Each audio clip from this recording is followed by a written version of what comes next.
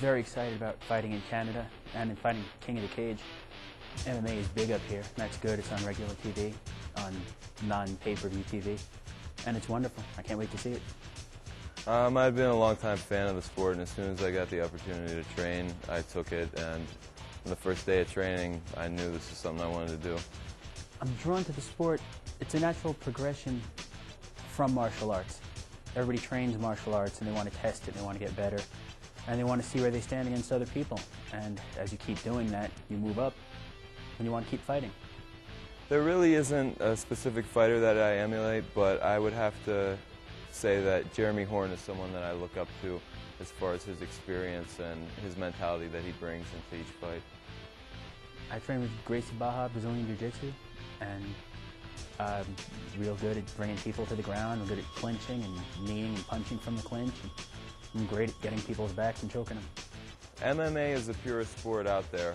That's why I like it, because you can bring anything that you have into the ring, and if it works, it works, and if it doesn't, it doesn't. It's the proving ground. That's why I like it. The Texas fighters are going to bring more attitude. There's a lot of good fighters from Texas.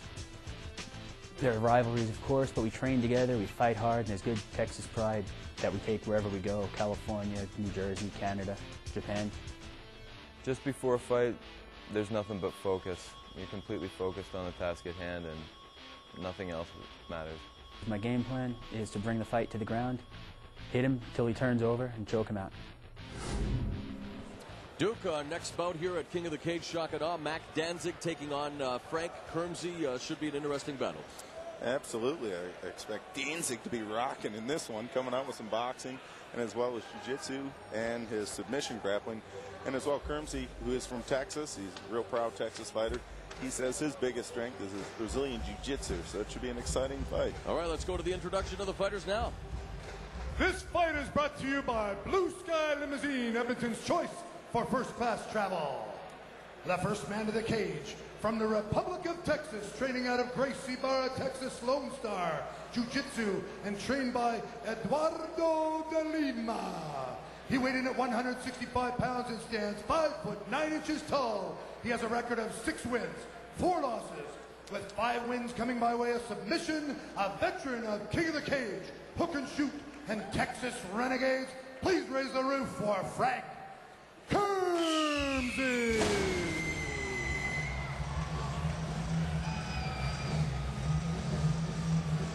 And the fireworks say it all, Mr. Rufus. We should be in for a dynamite fight as Frank Kirmse makes his way to the cage, trained by Eduardo de Lima. At the King of the Cage show in Albuquerque, won via rear naked choke. In fact, 5 of his 6 victories have come via the what? Mausoleon! There you go. The lion killer, the rear naked choke. Trained in MMA a year and a half, has been in Brazilian Jiu-Jitsu for 5 years. You say that so well. This guy's like my cheddar cheese I like on my chili. Shredded, man, shredded. How's this? And now his opponent, originally from Cleveland, Ohio, and now training out of Los Angeles, California, at Millennia Fight Team in submission and boxing. Trained by Romy Arm and coached by John Alessio. He weighed in at 155 pounds. He stands 5'8" tall and has a combat record of 15 wins, 3 losses with 1 draw. 2 of those wins coming by KO and 11 by submission. A King of the Cage veteran. Please welcome to the cage, Mac Danzig. And yes, he is indeed a veteran. One of his only 2 defeats came against another MMA vet in Laverne Clark. A unanimous decision at an Extreme Challenge show in 2003. He's recorded the vast majority of his wins with either a rear naked or triangle choke. So this one could very well come down to who is not going to choke Duke. Absolutely, it's going to be an interesting fight. Kirmse says he wants to stand it up if he can, but I think he's going to try and go to the ground and possibly work his jiu-jitsu skills or go into his ground and pound ability. All right, let's take a look now at the tail of the tape. Mac Danzig is 25, 5'8", 155 pounds. He is 1-0 in King of the Cage. His opponent, Frank Kirmse, is 34, 5'9", 163 pounds with a 500 mark in KOTC, 1-1. And right now we're very happy to be joined by an MMA veteran, and that really says a lot because this guy is one of the most active fighters in combat sports, one of the most talented as well. Jeremy Horn, thanks for stopping by and lending your insight to this fight. Thanks for having me, guys. Jeremy, so far, King of the Cage, shock and awe. Have been a very interesting night of fights. And what do you think about the sport's growing popularity, of course, in your native country, the United States? What do you think about the sport's growing popularity, of course, in your native country, the United States, and now here in Canada as well? You know, it's great. I knew it was only a matter of time. You know, the more people see the sport, the more they're going to love it. So it's only a matter of time before it explodes. All right, we look forward to hearing your analysis. And now let's throw it back up to Keith Crawford and referee Herb Dean's last-minute instructions. Okay, gentlemen, we've gone over the rules. Protect yourself at all times. Follow my instructions at all times. Let's have a clean fight. Touch gloves. Come out ready. All right, both these fighters well-versed in the ground game. The Brazilian Jiu-Jitsu of Kirmse, submission grappling of Danzig. Right up your alley there, Mr. Horn. So it should be interesting to see what transpires here in this matchup. Yeah, I'm looking forward to this one. I've heard a lot about Mac, and I'm anxious to see him fight. Touch gloves to kick things off. High roundhouse kick connects by Danzig.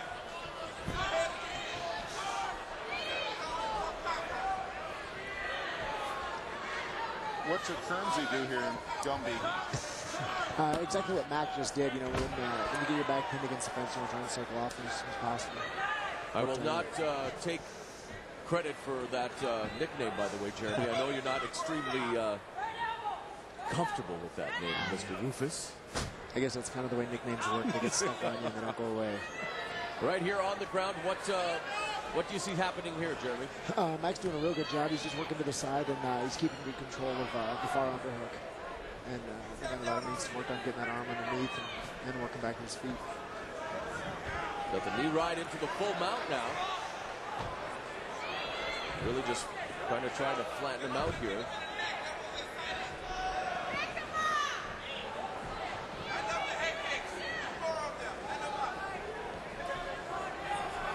Trying to posture now, great separation, a flurry of lefts and rights.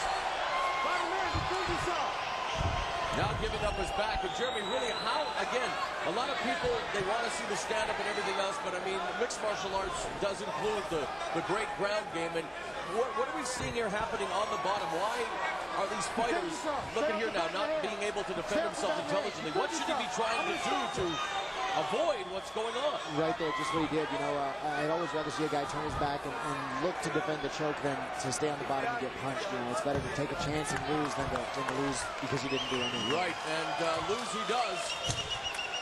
You know, he did it right. He'd rather than get punched and let the referee stop it. He rolled over, he went for something, he gave it a shot, and he ended up getting on the choke, but that's not always the way it goes. Sometimes you can get away. So, we did predict it the way it probably would go, too, because these fighters are definitely rear naked choke happy when it comes to their style of fighting. And let's take a look at the replay here, guys. Yeah, Mac did a real good job of just pulling him back into him, getting both hooks in, and it looked like he had an arm in already, so I can make it real tough to defend that when your guy gets an arm in early. I'm very fond of that choke. That's the first move I learned in jiu-jitsu. I am now training jiu-jitsu. It's fun. It's great. Yeah, the rear naked's obviously it's a real solid one. You know, it's easy to learn, and it can be applied pretty easily. So. And now we'll go to ring announcer Keith Crawford to make this submission victory official. One more time for these two gladiators. The fight was stopped by referee Herb Dean at 1 minute 45 seconds of first round due to tap out by a rear naked choke. Your winner, Mac Danzig.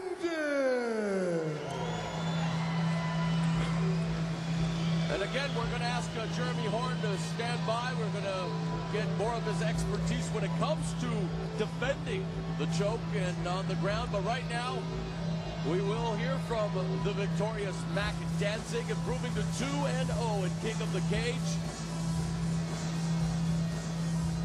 Submitting Mike Valdez in his only King of the Cage appearance at San Jacinto with a rear naked choke. Surprise, surprise. Here's Keith standing by with Mac Danzig. Ladies and gentlemen, I'm in the ring with Mac Danzig. Mac, I know you have a huge fight coming up in 4 weeks on a King of the Cage pay-per-view. You wanted to make quick work of this. You did a great job. Tell me how it felt. It feels good, man. This is a good fight for me. Get in there, get all the kinks out, and get ready to go on pay-per-view in Reno, Nevada. So how does your training change now as far as just going right back into it? It doesn't change at all, I'm guessing. All it does is get harder. I'm going to train harder. This is going to be the biggest fight coming up in my life. October 29th, Reno, Nevada. November 11th on pay-per-view, King of the Cage. Watch it. Ladies and gentlemen, King of the Cage superstar, Mac Danzig.